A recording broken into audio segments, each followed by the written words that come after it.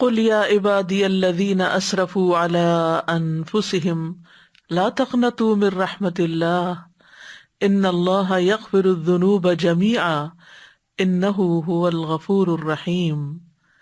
کہہ دیجئے اے میرے بندو جنہوں نے اپنی جانوں پر زیادتی کی، اللہ کی رحمت سے نا امید نہ ہونا، بے شک اللہ سب کے سب گناہ بخش دیتا ہے، بے شک وہی تو بے حد بخشنے والا نہایت رحم فرمانے والا ہے۔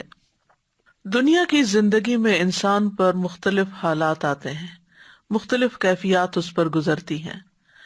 بعض حالات انسان کو توڑ کر رکھ دیتے ہیں، لیکن انسان پھر بھی زندگی کا سفر جاری رکھتا ہے۔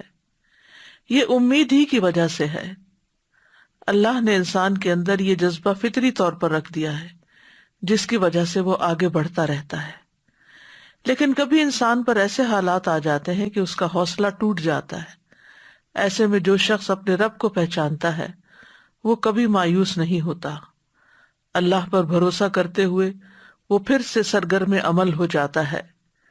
اسی طرح کبھی وہ شیطان کے ورغلانے اور نفس کی اکساہٹوں کی وجہ سے غفلت میں مبتلا ہو کر اللہ کو ناراض کرنے والے کام کر بیٹھتا ہے، پھر اس کا ضمیر اس کو ملامت کرتا ہے کہ توبہ کر لو، لیکن شیطان اس کو وسوسے ڈالتا ہے کہ تمہارے گناہ کبھی معاف نہ ہوں گے۔ ایسے میں یہ آیت پھر سے انسان کو اللہ کی طرف لے جاتی ہے کہ لا تقنطوا من رحمت اللہ، اللہ کی رحمت سے مایوس نہ ہو، اللہ سبحانہ و تعالیٰ تو سارے گناہ معاف کر دیتا ہے۔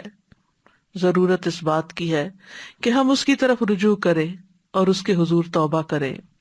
تو قل یا عبادی الذین اسرفوا علی انفسہم، قل آپ کہہ دیجئے اے محمد صلی اللہ علیہ وسلم، میرے وہ بندے جو نافرمانیوں میں مبتلا تھے اور انہوں نے اپنے نفسوں کو گناہوں کی طرف دعوت دے کر اپنے ساتھ زیادتی کی، ان سے کہہ دیں کہ گناہوں کی کثرت کی وجہ سے اللہ کی رحمت سے مایوس نہ ہوں۔ جو توبہ کر لے گا اور اپنے گناہوں سے رجوع کر لے گا، وہ گناہ خواہ کیسے ہی ہوں، کتنے ہی ہوں، اللہ سب گناہوں کو معاف کر دے گا۔ بے شک وہ اپنے ان بندوں کو جو اپنے گناہوں کی توبہ کرتے ہیں ان کو معاف کرنے والا ہے، ان پہ رحم کرنے والا ہے۔